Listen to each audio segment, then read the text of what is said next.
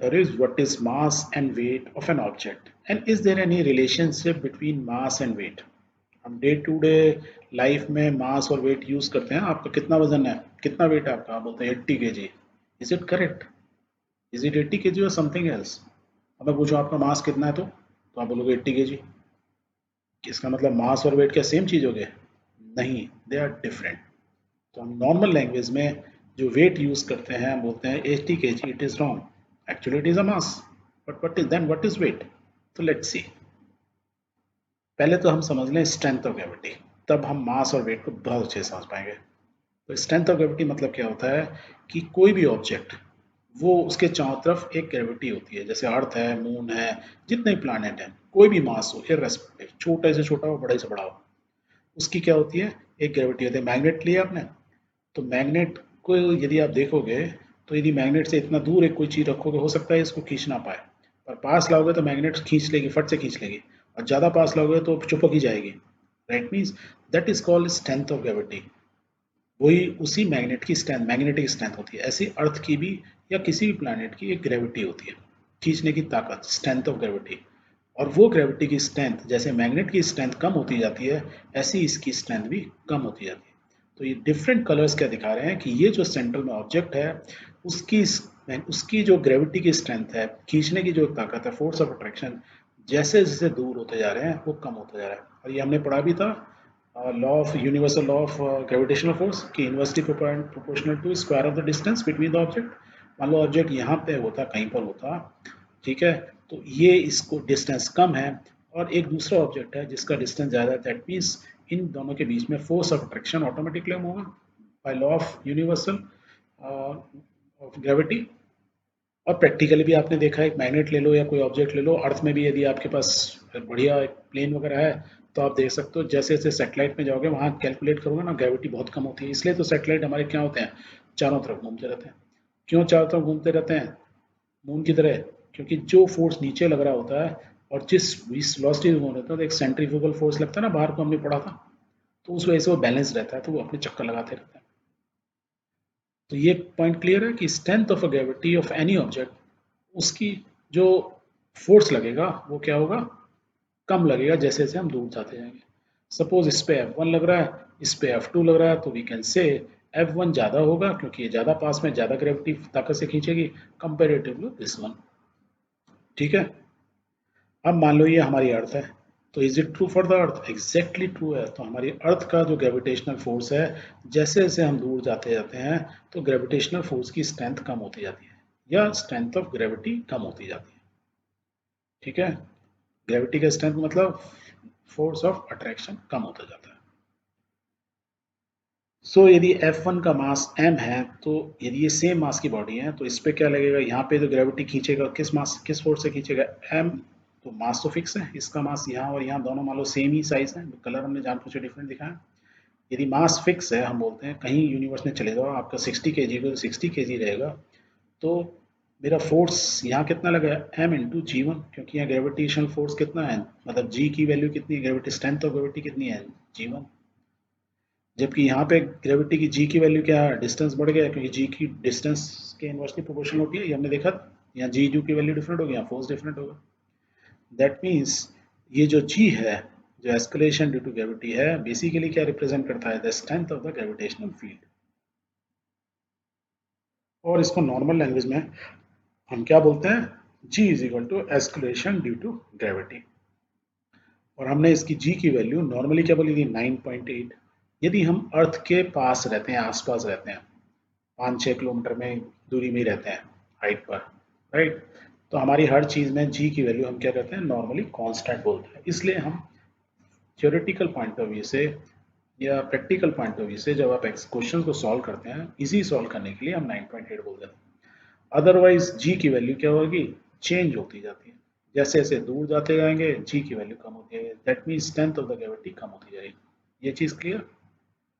और हमने देखा मास हमारा क्या होता है, इररेस्पेक्टिव, हम यहाँ हो, किसी भी ऑब्जेक्ट से कितने भी दूर हो, यूनिवर्स में कहीं पे भी हो, हम 60 kg के हैं, तो हमारा मास दैट इज वो 60 kg ही रहेगा।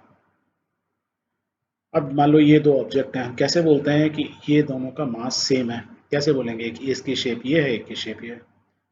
क्या आप बता सकते हो दोनों का मास सेम है? किस चीज़ से चेक करोगे? बहुत सिंपल, इसका मास m1 है, इसका मास m2 है, और ये दोनों की मास m1 is equal to m2 है कि नहीं, कैसे बताओगे? सो बताने के लिए हजारों साल से हम एक चीज यूज करते आए हैं। And let's I will give you a value, इसका मास है 2 kg और सपोज इसका मास भी 2 kg, ये भी मैंने आपको बता दिया और आप ये रोज देखते हो। कुछ याद आया? यस, इस कॉल बैलेंस तराजू। तराजू में जब आप इसको रखोगे कि इसका वजन इसके वजन के बराबर है, हम हिंदी में बोलते हैं ना कितना वजन है, राइट? और हम इंग्लिश में बोलते हैं वजन को, वेट कितना है आपका। तो वेट और मास क्या सेम है? Let's see. तो इसका मास कितना है? 2 kg, 2 kg। ये तराजू यदि बिल्कुल बराबर है तो हम बोल सकते हैं इन दोनों का मास सेम है। क्यों सेम बोल रहे हैं? तराजू पर ये सेम पोजीशन में है क्यों? क्या मास की वजह से ये एकदम एग्जैक्टली सेम पोजीशन में है, बराबर बराबर है, ऊपर नीचे नहीं हो रही? क्यों नहीं हो रही? क्योंकि दोनों के ऊपर एक फोर्स लग रहा है, इसके ऊपर भी एक फोर्स लग रहा है, इसकी वजह। किसकी वजह से लग रहा है? Due to gravity. कहाँ रखे हैं? अर्थ के ऊपर रखे हैं। तो इसमें फोर्स कितना होगा? इसका मास m1 है तो m1 g, और इस पे कितना होगा? m2 इंटू जी। और m2 और m1 की वैल्यू कितनी है? 2 g की वैल्यू दोनों की दोनों फिक्स है। That means f1 equal to f2। दोनों फोर्स बराबर लग रहे हैं।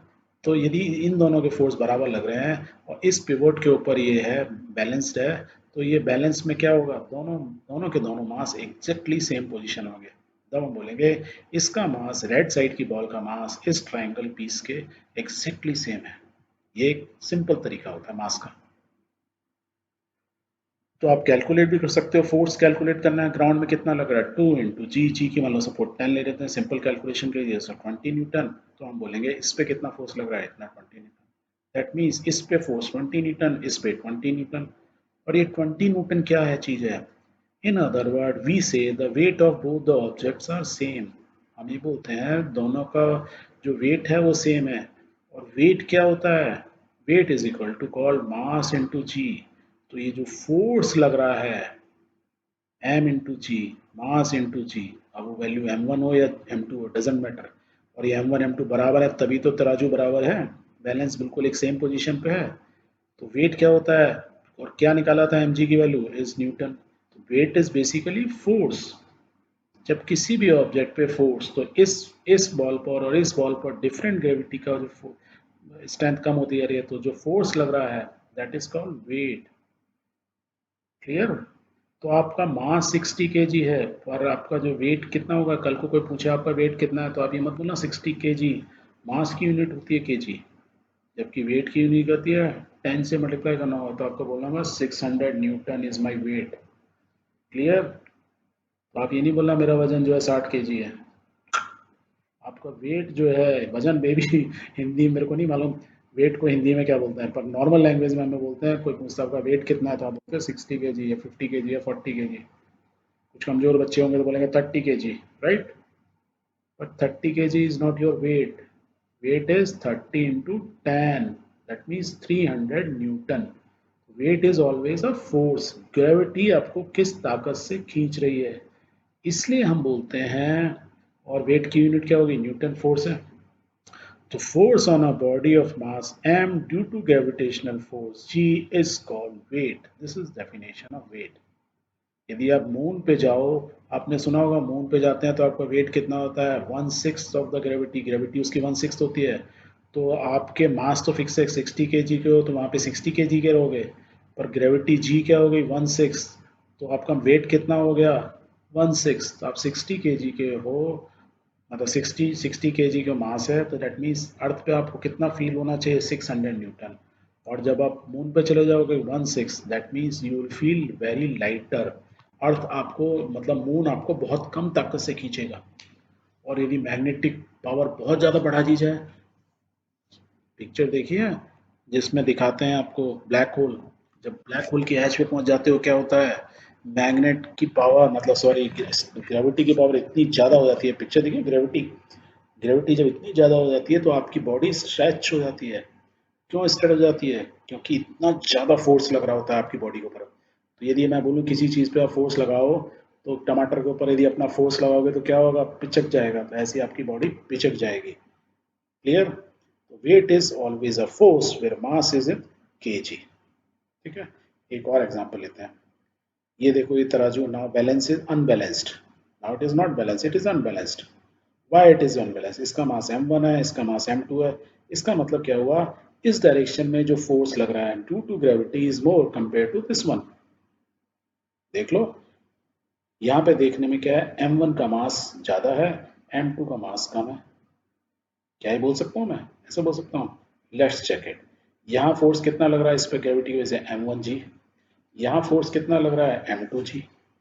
मैं क्यों बोला m1 is greater than m2? क्यों? देखो, g की वैल्यू दोनों के लिए फिक्स है। यदि g की वैल्यू फिक्स है, दैट मीन्स मेरा m1 is greater than m2। Why? Because my f1 is more. मैं यहाँ ताकत जो लग रही है, f1 फोर्स जो लग रहा है, is greater than f2। That is why I am saying. और यदि ये ट्रू है तो मैं जी जी हटा दूं तो m1 is greater than m2। इसका मतलब ये हुआ कि यदि मेरा मास ज्यादा है तो मेरा वेट भी ज्यादा होगा। मीन्स मोटे आदमी के ऊपर, उसके ऊपर ग्रेविटी ज्यादा ताकत से खींचेगी कंपेयर टू ए पतले आदमी को। यदि आप 10 केजी के हैं तो आपके ऊपर अर्थ का फोर्स कम लगेगा, क्योंकि जी तो वही है, मल्टीप्लाई बाय 10 होगा। पर आप यदि 60 केजी के हैं तो मल्टीप्लाई तब भी 10 से होगा, पर उसका अमाउंट बहुत ज़्यादा हो जाएगा, 600 न्यूटन। कहाँ? 100 न्यूटन पतले 10 केजी के बच्चे के ऊपर, और 60 केजी पे कितना हुआ? 600। कितने टाइम्स बढ़ गया? 6 times. That means higher the mass, higher the weight. और यह अर्थ अपने तरफ या कोई भी प्लैनेट अपनी तरफ ज़्यादा फोर्स से खींचेगा। क्लियर? अब इस डायग्राम में एक और चीज दिख रही है, ध्यान से देखो क्या दिख रहा है। इसका मास तो ज्यादा है, मे बी ये 10 केजी का होगा, ये 20 केजी, ये 5 केजी का होगा, राइट? क्योंकि इसका मास कम है, पर इसका साइज बड़ा है। ऐसे कैसे हो गया? Size of this is greater than size of one. ऐसा हो सकता है? सोचो कुछ example. Yes, very common. 1 KG रुई जो होगी का साइज बहुत ज्यादा होगा। सपोज ये रुई है तो 1 केजी आयरन का जो बाट है वो इतना ही बड़ा तो होगा। वाई? क्योंकि उसकी density of iron is very high. तो डेंसिटी हाई होती है तो क्या होता है, जरा सी जगह में, कम स्पेस में ही ज्यादा वजन हो जाता है उसका, राइट? वेर एज 1 केजी रुई ले लो, कितनी सारी आएगी। आप बोलोगे मैंने 1 केजी लेके आया, 10 केजी रुई तो पूरे कमरा ही भर जाएगा। ठीक है, जबकि एक आयरन का पार्ट एक छोटा सा होगा, साइड में रख लो। अब एग्जाम्पल के लिए यदि आप समझो तो मैं अब ऐसे समझाऊं कि वर्ल्ड का हैवीएस्ट मेटल क्या होता है? याद है? कोई बात नहीं, नहीं है तो उसका नाम होता है ऑस्मियम। वर्ल्ड का हैवीएस्ट मेटल है ये। हैवीएस्ट मेटल मीन्स उसकी डेंसिटी सबसे ज़्यादा होती है, मास पर यूनिट वॉल्यूम की। मीन्स जरा सा पीस ले लोगे, उसका वजन बहुत ज़्यादा होगा। समझने के लिए, यदि एक छोटी सी बाल्टी होती है आपकी, नहाने की बाल्टी, उस नहाने की बाल्टी में यदि ऑस्मियम भर लूँ तो उसका वजन कितना हुआ? Is equivalent to Maruti car. मतलब उस बाल्टी को आप उठा भी नहीं पाओगे उसका, क्योंकि उसका वजन कितना होगा? एक मारुति कार की बराबर। And that is why it is called osmium. ठीक है, ऑस्मियम। तो समझ गए difference between mass and wait?